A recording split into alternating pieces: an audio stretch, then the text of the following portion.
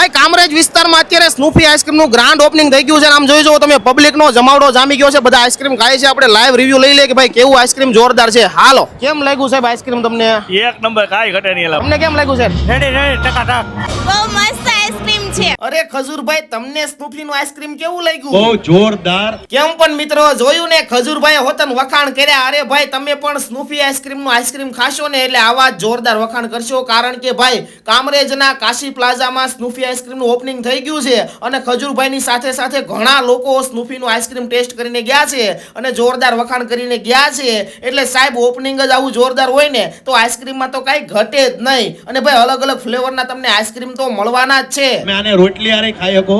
હવે તમે કહેતા હશો કે આઈસ્ક્રીમ થોડો કઈ રોટલી હારે ખવાય, પણ ના ભાઈ ના. ખજૂરભાઈ છે ને આઈસ્ક્રીમ શ્રીખંડની વાત કરે છે. સ્નૂફી આઈસ્ક્રીમમાં તમને આઈસ્ક્રીમ શ્રીખંડ પણ મળી જવાનો છે. તો ભાઈ હવે રાહ શેની જોવો છો મારા સુરતવાળા મિત્રો? પરિવાર અને મિત્રો મંડળ સાથે પહોંચી જ જાઓ. ક્યાં? તો કે સ્નૂફી આઈસ્ક્રીમમાં મારા વાલા.